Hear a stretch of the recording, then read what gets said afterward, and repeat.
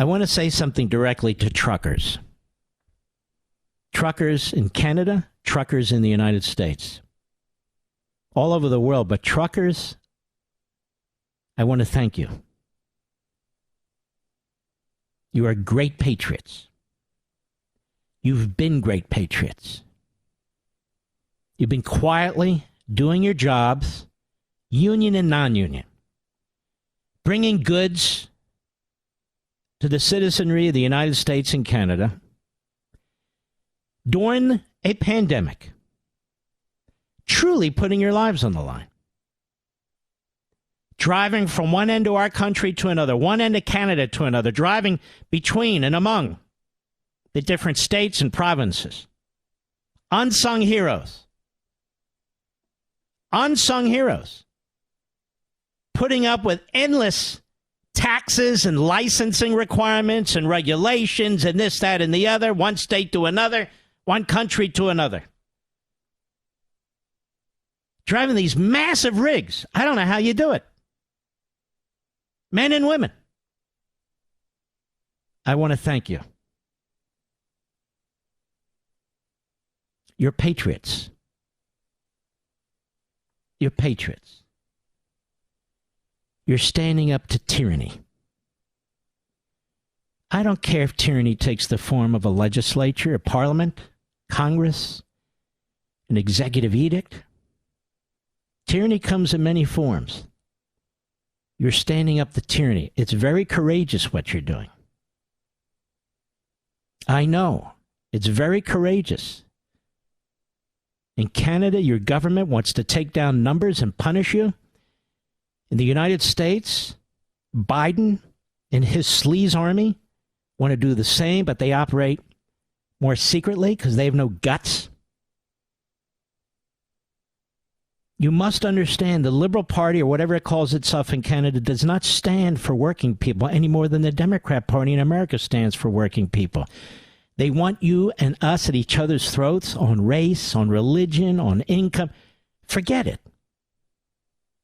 Forget it. It's us against the Democrat Party. It's up against the American Marxists, and may I now say, the Canadian Marxists. These parties don't stand for the people. They don't believe in freedom. They insist on obedience. That's what they insist on. Trudeau is an incompetent buffoon. Biden's an incompetent buffoon. They have radicals around them. They don't know what a hard day's work is like. Joe Biden goes on, my family. Your family? Screw you, you jerk. We're not talking about that, how you grew up. May I say with all due respect,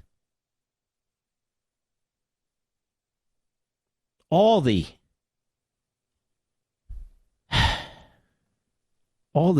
disorder, the anarchy, all the impoverishment that these two men have done to their countries, it's unbelievable. Don't get me started with Australia either. It's another one. Australia. But you're the patriots. You, and in our country, the parents who need to continue to stand up to these school boards and these teachers' unions and these race hustlers and peddlers. The small business people that have owned gyms and hair salons and gun stores. The rabbis and the priests and the ministers who've stood up to this tyranny. This has never been about science.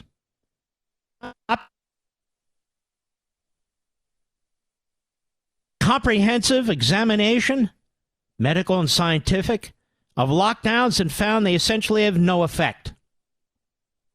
But they don't care. They don't care. This is a turning point. And just as the parents have stood up, just as the small business people have stood up, you truckers are standing up, and you're having an enormous impact because, quite frankly, we can't survive without you.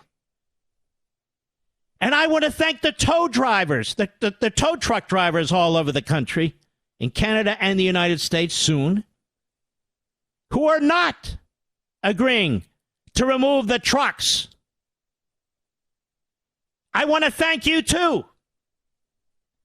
This is and is going to spread into the United States from Canada. It should. It must.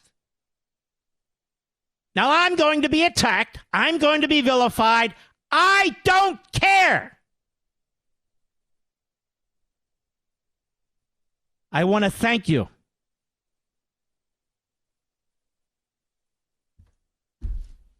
You're not violent. You're not waving the Nazi flag, the swastika. I see you. I know who you are. You're the people who get dirt under your fingernails. You're the people who make this country work. You're the guys and gals that have to use public bathrooms all the time and have to eat fast food all the time to bring us what we need. Thank you.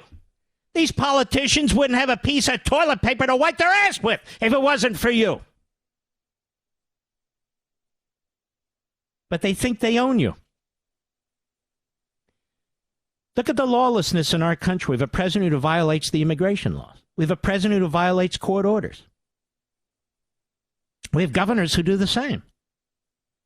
We have a president of the United States right now who's required as a matter of federal law to consult with the United States Congress on its negotiations with the Islamo-Nazi. It has missiles that can reach the United States as well as Tel Aviv, but the United States.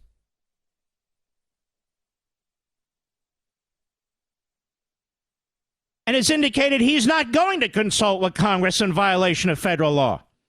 And, of course, we have a feckless, buffoonish Republican leader in the Senate who says nothing about that, but is still trashing the former president of the United States.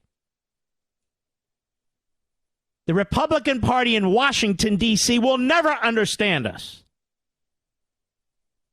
Ever. The Democrat Party hates us. The media is a propaganda mill for the Democrat Party, and all of them push their American and now Canadian Marxist agendas. People have suffered. People have died as a result of the quackery that passes as science in this country and in Canada. And people have had enough.